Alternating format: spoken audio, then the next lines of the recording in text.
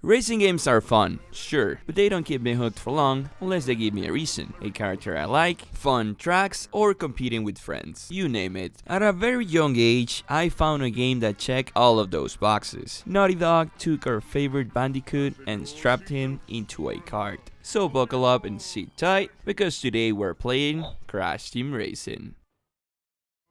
The intro is such an attack of nostalgia. From the soundtrack to the visuals, I remember watching this intro over and over again as a kid. Man, I watched that main menu and I realized I'm old. But that's not what we're here to discuss. It comes with 5 game modes, based around racing against your friends, beating your best times, or even battling in a free-for-all mode. Ultimately, the adventure mode is what you will call the story mode of this game. In this campaign, choosing Crash is not mandatory. You can choose one of the 8 available racers. They have a different difficulty based on the attributes of the card. Back then I used to go with Pura all the time, but now we're going with Crash to be lore accurate.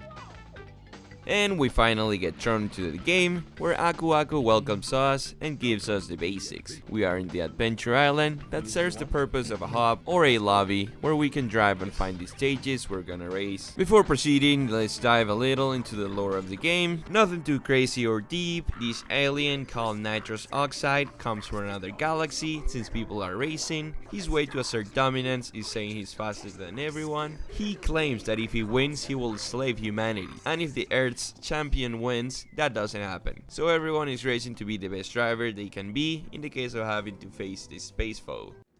Now that you have been context updated, gameplay is next. You race against 7 other racers for a total of 8 competitors, including yourself. In tracks inspired on the whole Crash universe, they last around 2 to 4 minutes each, and the complexity increases accordingly you are advancing through the game. There is objects you can grab that go from boosts like Nitro, or Aku Aku that acts like a Mario Star, rockets or bombs you can throw to other carts, or items that you can lay behind you for others to trip. First man or animal to cross the finish line in 3 laps wins the race, and that's how you progress in the adventure mode. Other than that, I don't know what else to tell you. This is nothing we have not seen in an arcade racer before. Honestly, I don't know how Nintendo did not sue. One really cool thing that I like is the podium after any race. Every character has his own celebration or disappointment animation. You'll earn a trophy after winning each race, so your way to progress is collecting every possible trophy in this stage so you can unlock the area boss fight or race. Ripperoo is the first boss we challenge, and it's usually a normal race, but bosses have a slightly faster car and are constantly throwing objects at you, so limited mistakes you can commit in these types of races.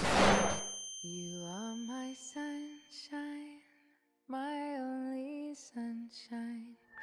They do get a lot easier if you manage your object usage and get on the first spot, since they only can throw objects behind. Holy hell, I'm locked in. So you beat the boss, collect a key, and now you can advance to the next area and repeat the same process basically. As the story goes, each one of these bosses are the fastest ones, so they are in line to challenge Nitros. If you beat them all, you represent the Earth against the Bean Diesel alien. Another thing worth mentioning is the track design is so varied and detailed that the game does not get repetitive whatsoever, at least at this point, and the increase in difficulty forces you to improve your times with each lap. So even though you're just racing, you just feel like you are progressing like any other adventure game. The second boss we face is Papu Papu, who drives too fast for how large he is. Very fun race that, just like the previous ones, you just have to avoid whatever he throws at you. We clear Papu, not hard but not easy either, and we advance to my favorite stages of the game, with 2 bosses already down, 2 more so we can face the alien. If I have to give you my top 3 of maps overall, on the spot number 3 you got the Polar Pass, so fast paced and a lot of jumps that require some skill to not fall behind the rest of the pack. Even though I hate the seals, I had a lot of fun here. Second map I enjoyed the most is the Neo Cortex Mansion. You drive from the entrance hall to the balcony, and there is a lot of airtime. On top of that, it gives me a little bit of vibes to the Luigi's Mansion, but less green. My favorite track to race by far is the Oxide Station. At times you jump to little gravity, and I believe this is a map where you can go to the fastest speed possible, because of the amount of boosts available. There is a way to track this, but I was never watching the speedometer. Do let me know what's your favorite, and what's the one you hate the most in the comments. With a good amount of trophies in hand, Kamado Joe makes his appearance to challenge us. Since he acknowledges our prowess at the wheel, this race takes takes place in the Dragon Caves, which is a fun but very tricky track. And on top of that, he's always throwing TNT. I'm not gonna feel bad if I see you crying, brother. We beat the lizard, not a problem for us. We collect the key for the next stage and... oh wait.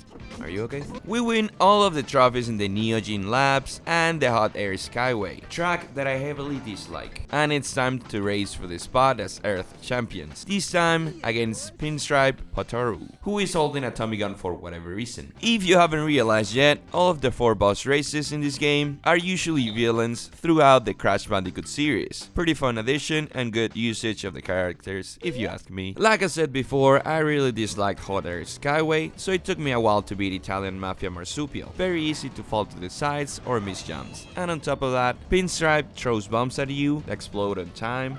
Very tricky boss. But we are Crash Team Racing, so that's not a problem. Currently, we have gotten every trophy available, which makes us the best racer in Earth at the moment. So Vin Diesel Thanos is next. The race against Nitros goes down in the Oxide Station, which I already stated that is my best map. Oxide starts by cheating, goes way faster than everyone, and he throws all of the items that previous bosses threw at you, allowing you little to no room for error. The easiest way to beat him, just get in front of him so his items don't hit you, and save your items for when he gets in front of you. We have successfully defeated him and saved the Earth. The game is done, right? No. He says he will leave the Earth alone, but he claims we are not the fastest yet. In order to do that, we have to collect all of the time relics and race him again. Pretty much get the 100% of the game. You do get to see the credits at this point, so it's up to you if you're satisfied or not. So we go back at it to collect what we have missed, the CTR token. There is 20 of these tokens that you acquire by getting the first place in races, but also finding the letter CTR hidden across the map. Fun and challenging addition that ultimately serves the purpose of unlocking the bosses as playable characters. After getting all 20, you unlock gem cups, nothing new, but they are raced as a Grand Prix, rather than a single race. And the time relics. You acquire them by racing a regular track that you have to beat under certain time frame. There is no objects, but there is crates all over the map that freeze the clock, aiding you to complete the race in time. Repeat that 18 times, now you're undeniable. I'm ready for Mario Kart World. How much is it? No thank you. With not much else to do other than face Nitros again, we raced one last time to the same conditions we did before. It only got easier after so many replayed races.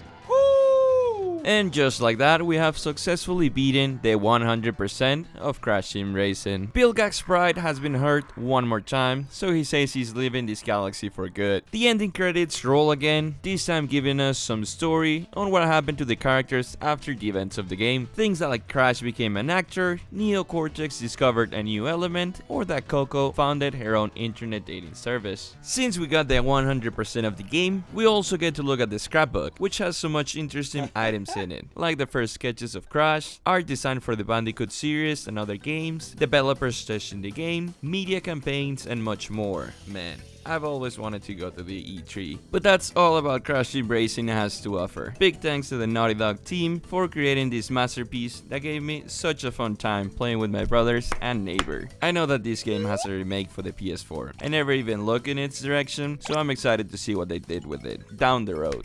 If you like the video, can you shut up? My bad. If you like the video, do hit the like button and subscribe. It helps me out a lot and might help others find the video too. Don't forget that you can follow me in my other socials and tell me about how your day is going. Big thanks for watching this video and to everyone that subscribes. We recently made it to 100 subscribers, so thanks again for that. With nothing else to say, it's 1 AM and I work tomorrow. Good night. Ai, que legal, ai, ai, que fenomenal, ai, ai, sensacional, a periquita dela no meu pau, ai, ai, que legal, sensacional, ai.